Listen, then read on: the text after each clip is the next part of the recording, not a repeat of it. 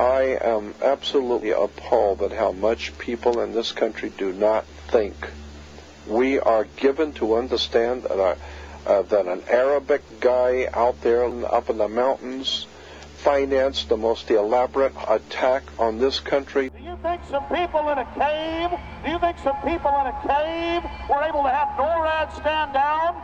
Do you think that people in a cave were able to have all of this happen?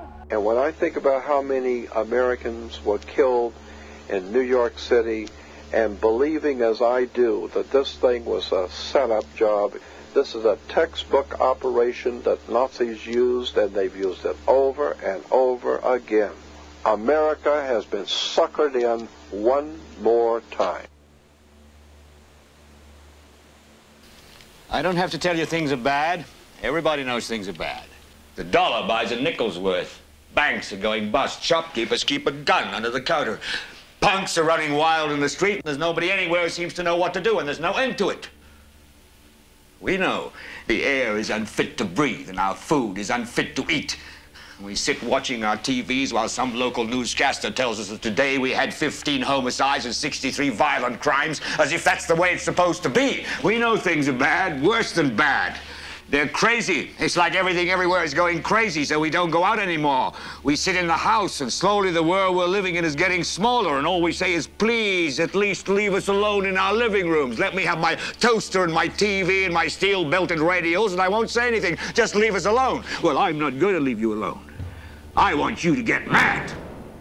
I don't want you to protest. I don't want you to riot. I don't want you to write to your congressmen because I wouldn't know what to tell you to write. I don't know what to do about the depression and the inflation and the Russians and the crime in the street. All I know is that first, you've got to get mad. You've got to say, I'm a human being. God damn it. My life has value.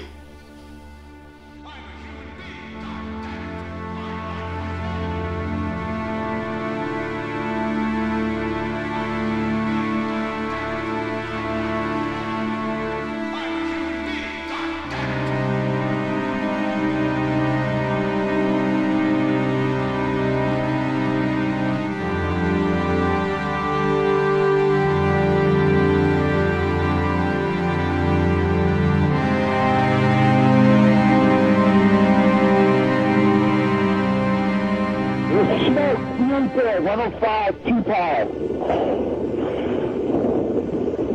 It's wind there, it's black, it's iron. My wife thinks I'm all right. I called her and said I was leaving the building, I was fine, and I'm banged. It's 3 of us, 2 broken windows. Oh, God!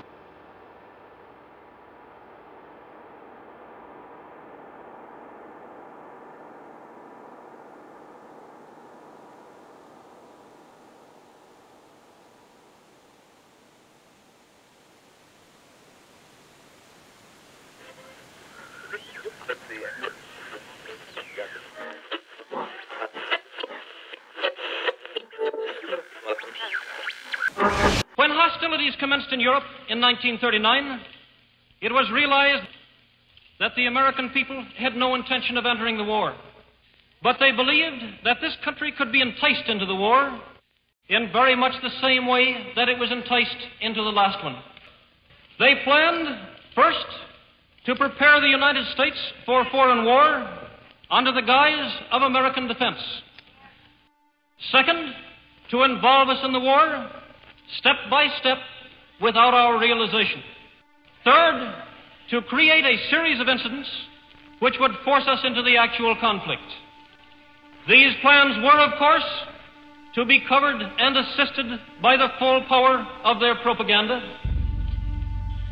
Our theaters soon became filled with plays portraying the glory of war.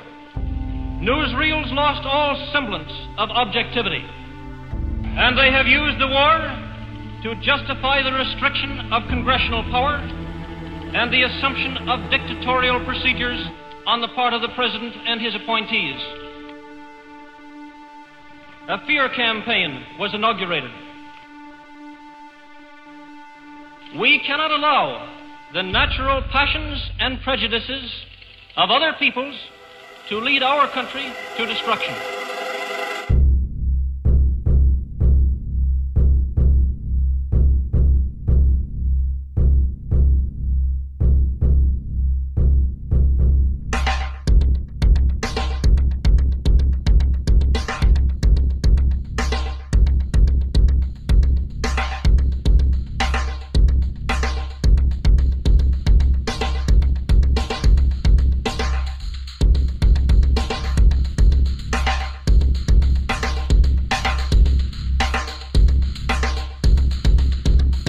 1775, the American Revolutionary War began as the American colonies sought to detach from England and its oppressive monarchy. Though many reasons are cited for the revolution, one in particular sticks out as the prime cause: that King George III of England outlawed the interest-free, independent currency the colonies were producing and using for themselves, in turn forcing them to borrow money from the Central Bank of England at interest, immediately putting the colonies into debt. And as Benjamin Franklin later wrote, the refusal of King George III to allow the colonies to operate an honest money system which freed the ordinary man from the clutches of the money manipulators was probably the prime cause of the revolution. In 1783, America won its independence from England. However, its battle against the central bank concept and the corrupt, greed-filled men associated with it had just begun. So what is a central bank? A central bank is an institution that produces the currency of an entire nation. Based on historical precedent, two specific powers are inherent in central banking practice: the control of interest rates and the control of the money supply, or inflation. The central bank does not simply supply a government's economy with money, it loans it to them at interest. Then, through the use of increasing and decreasing the supply of money, the central bank regulates the value of the currency being issued. It is critical to understand that the entire structure of this system can only produce one thing in the long run: debt.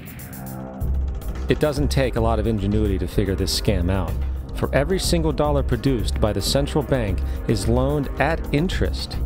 That means every single dollar produced is actually the dollar plus a certain percent of debt based on that dollar.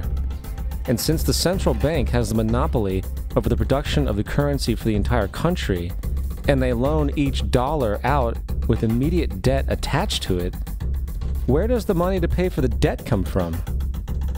It can only come from the central bank again, which means the central bank has to perpetually increase its money supply to temporarily cover the outstanding debt created, which in turn, since that new money is loaned out at interest as well, creates even more debt. The end result of this system without fail is slavery, for it is impossible for the government and thus the public to ever come out of the self-generating debt. The founding fathers of this country were well aware of this.